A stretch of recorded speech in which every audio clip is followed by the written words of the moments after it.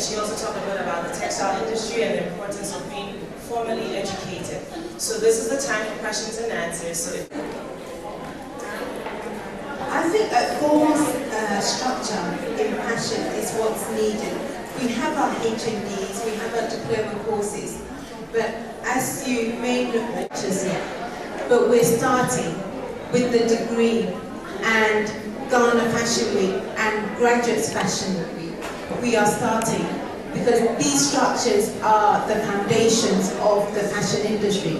Once we have these platforms where designers can come to and exhibit their work, exchange ideas, push innovation on, that's where the structures start, and that's where we can begin to grow. In terms of where we as a nation are very good at the technical side of fashion. We are very good at producing, doing the patterns and doing freehand as we traditionally have been. Freehand as in cutting our garments straight off into fabrics and producing them. We do now have in the country some very good technical lecturers who are good at doing pattern cutting. But that shouldn't be the end, because we have the patterns, we have the textiles to go with. I'm originally a textile student. The reason why they do what they do is kind of a marketing strategy. Most of the prints, the Ankara prints and the lab prints, were usually worn by our mothers. It's not that the young ones are trying to get into it. So their marketing point was for the elderly people. And cotton is kind of comfortable for our weather. So that's why they were designing in such a way. So now I think the industry players should kind of communicate with them so they can move from their old ways and move into the 21st century. So we should kind of adjust to them. It's marketing. And now with the China stuff, they are not even making money. They can't even employ some of us. So we should kind of understand them and try and figure a way to deal with them. And I'm glad we have a textile student here also. I think you need to push your industry, and I think you know some of the industry players, so you have their ears. You need to push them, because yes, we have a history of our mothers wearing this fabric, but it's over 200 years. And fashion has changed within 200. What the Victorians were wearing, you know, the cover and slit it derives from the Victorians and what they used to wear. And we still have that shape. And fabrics has changed, it's moved dramatically in the West since the Victorian times. And ours hasn't changed much. Yes, cotton is great for Ghana, but so is chiffon, so is silk. India does silk. We can grow cotton. We used to grow cotton in the 18th century, so we can grow cotton now. And we can do silk, but we don't, because we don't push for it. So I think people like you can make that change. Don't accept their inabilities. Don't accept it from the textile industry. Push them, rather. yes, and to and we're talking about not just clothing, we're talking about accessories. We're talking about some are going into luxury, wear luxury goods. We're talking about household products made out of African materials. You know, we're not talking just cloth, we're talking about wood, we're talking about all kinds of materials. All right, so we do have a fashion industry here. It is growing. That's why a lot of people are coming in. You've seen the lady from Paris, from Zambia, from the USA. We do have it, okay? We just need more people to believe in us. We need more people to share and discuss and dialogue. And we have to be unique and original, as some people have stated here. So I think that's all I want to say. But great job to Yvonne, to Ghana Fashion Design Week, because thanks to them, we're starting to believe more in about African goods and products, and made in Ghana goods and products, and so forth. So thank you to all the organizers for this. Collections in northern Ghana, western, all around. And once you've conquered perhaps the Ghanaian market, then you can look at the Nigerian market perhaps. It's not too far away. Nigeria it's about 150 million people. It has one of the highest populations in the world. It's Angola, for example, is the fastest growing economy in the world at the moment. I mean, a lot of people in the West are actually looking at Africa at the moment, and we're sort of forgetting to look at our own country. And we have all the resources here, you know, within Africa, and huge buying power as well. So that's just a thought on that.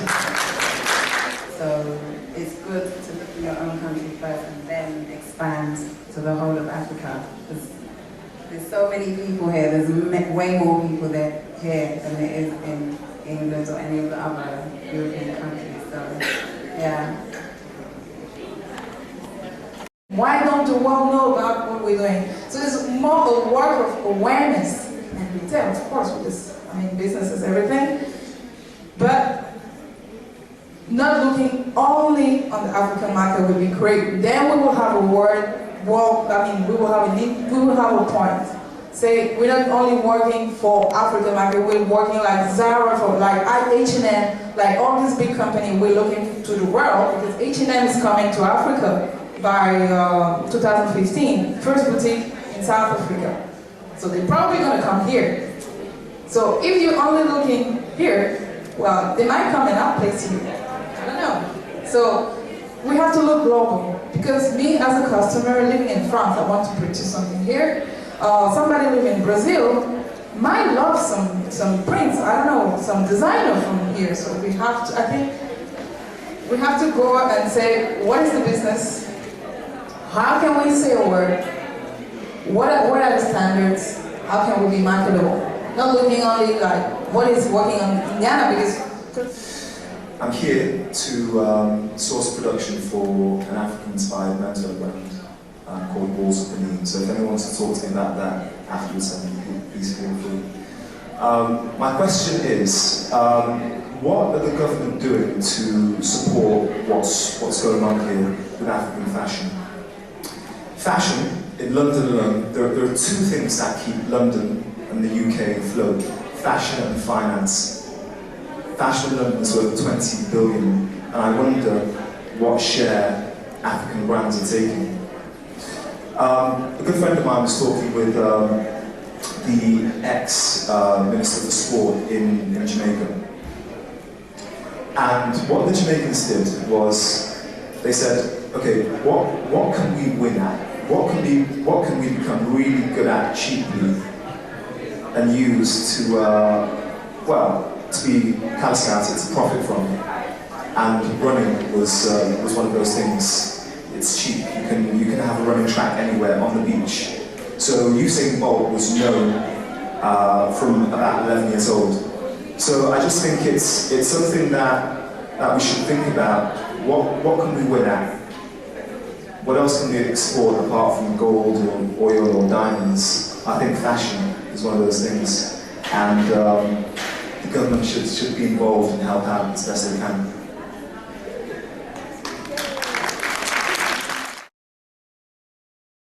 I was wondering what your view is on the fact that, do you think that maybe it's about students studying abroad, like studying in places like London and the US, and having that kind of structure and then coming back and implementing their skills? And have that privileged life. It's a privileged life. And if we want the industry to be opened up to everybody, then we've got to make the structures right here. And yes, we can bring our experience from over there and bring it here, but you've got to make it right for the people on the ground, because the average person will not be able to afford that lifestyle. So what we are doing at Radford is that once you are on the degree course, we bring the industry in. If you can't access the industry, but we'll bring it in and we'll get you the internships and the placements so that you can experience it. You don't have to get on the plane to experience it. You can experience it here. I think people like you here is great, and as much influence as you can have on the local market is great because it will elevate us.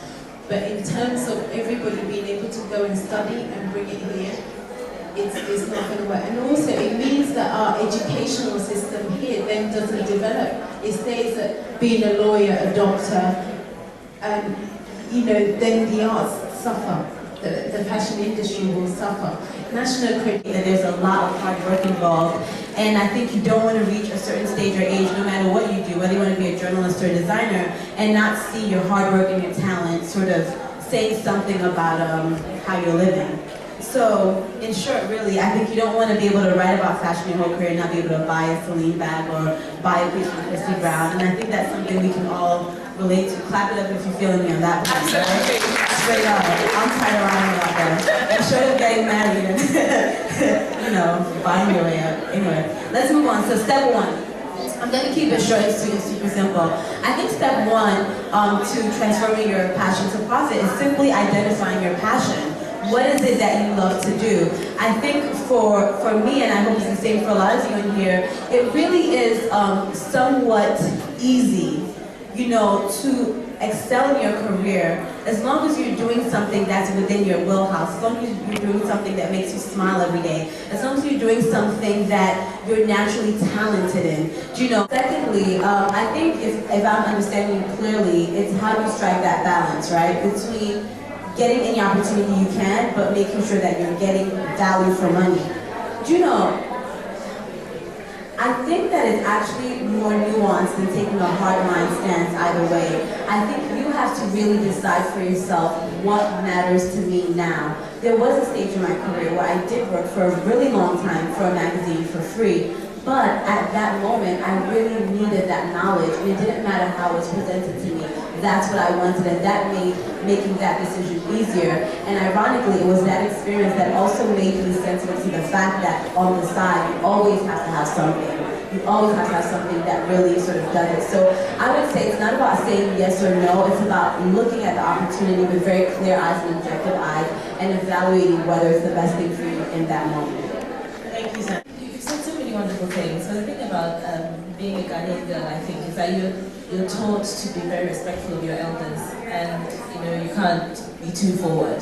So what you said about mentoring is so important. But I just wondered if you'd mind actually breaking that down and you're just explaining how do you identify the mentor, how to approach the person, and explain what you want from the relationship, what to expect in that mentoring relationship, how to manage it, because it sounds like it's something that you're going to have to do. You're going to have to manage that person who's important and busy, and especially Sudania maybe isn't really used to being approached by young girls wanting things from her. So important as it is, I think that a little bit of direction would be helpful. Thank you so much for that. I say all that to say, when it comes to your mentor, it's not simply about picking someone who's flashy, like, oh my God, I love a Bevy Smith because Bevy has 40,000 Twitter followers, she's on TV, she's amazing, and Bevy is someone from New York who a lot of New York fashion girls know. It's not about that, it's really about watching and learning, and again, being still to identify the person who speaks to you in totality. So the mentors I have, it's not just that I love their careers, it's that I love the life they've created as women.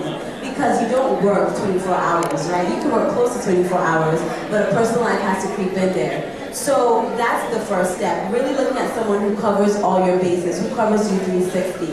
How do you approach them? Do you know, there's no science to it. You have to go to them where they live. Like, so if someone doesn't have my number, I'm always on Twitter, so you tweet them.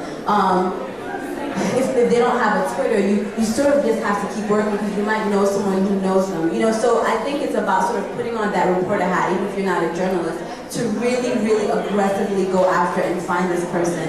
And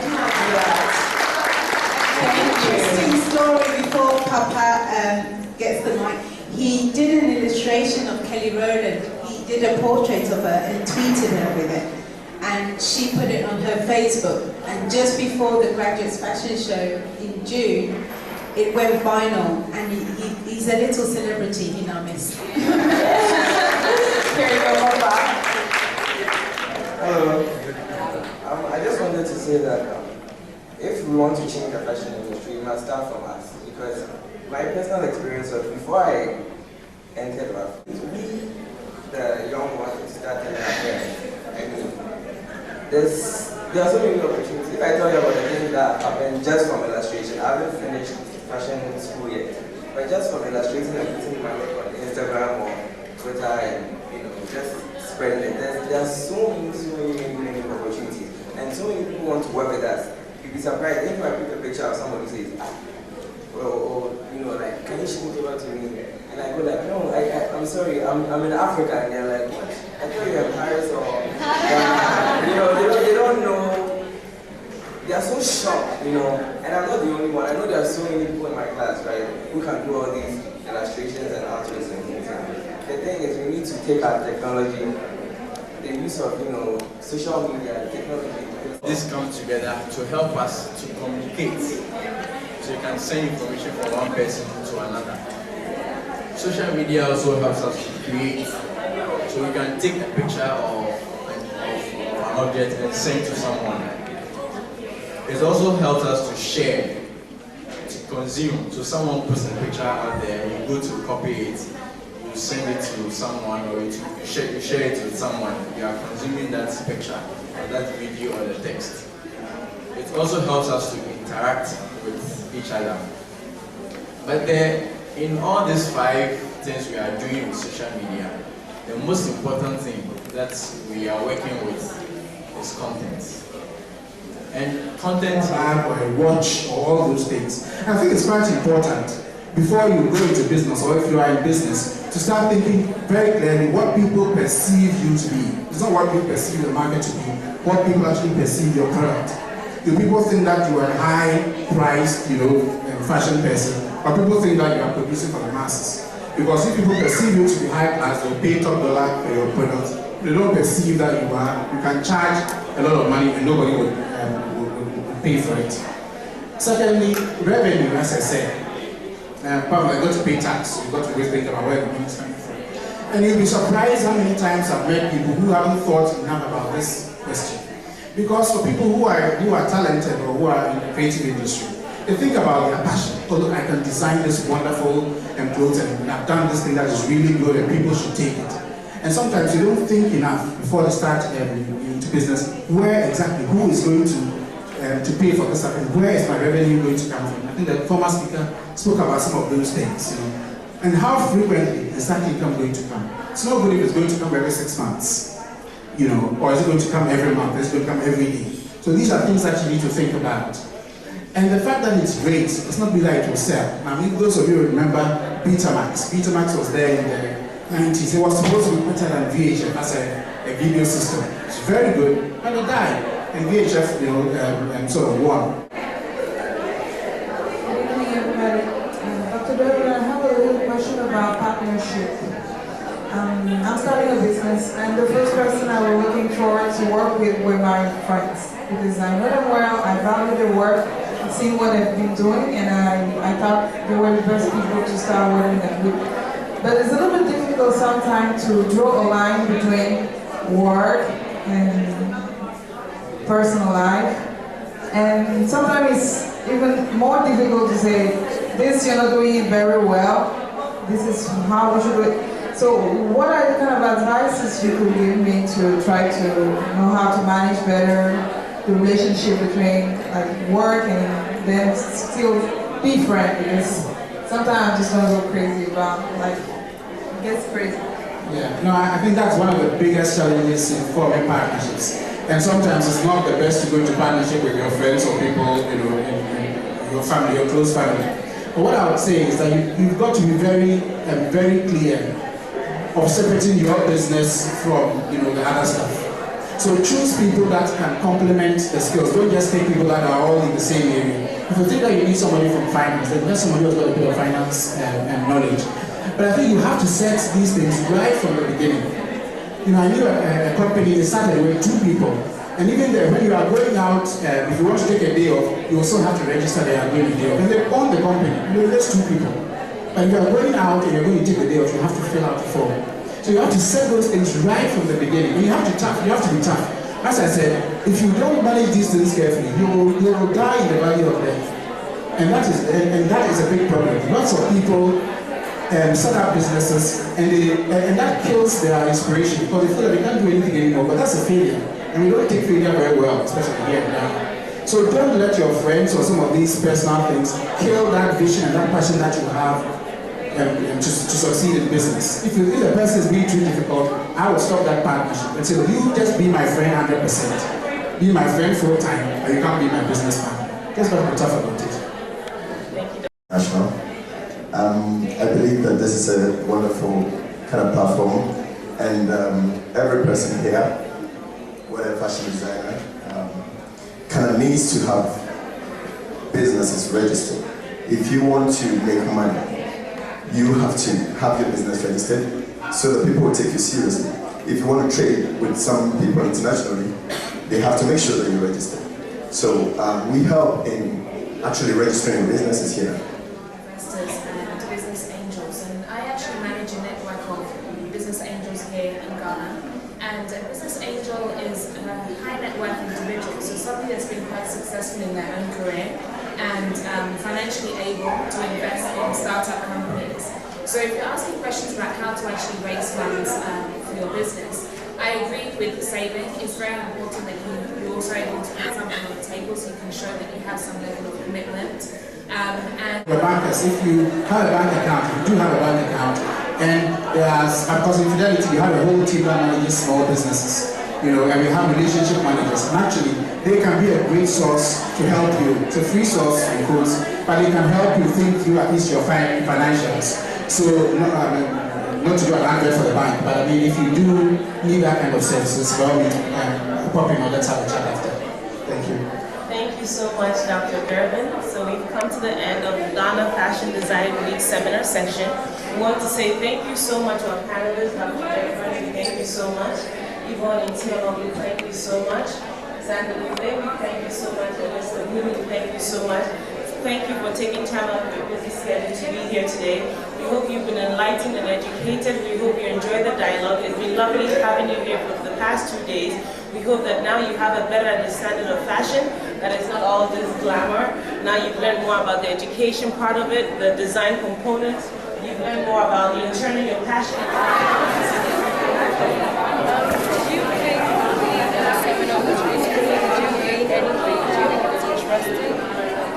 During this seminar, I heard a lot of intelligent comments and from different areas of fashion. It was a lot of good input.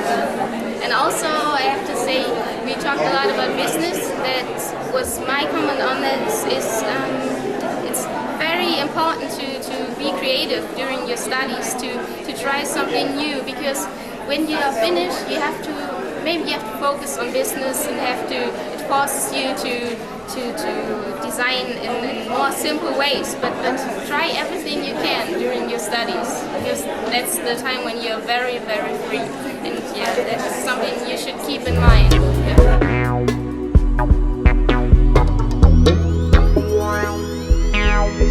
Yeah.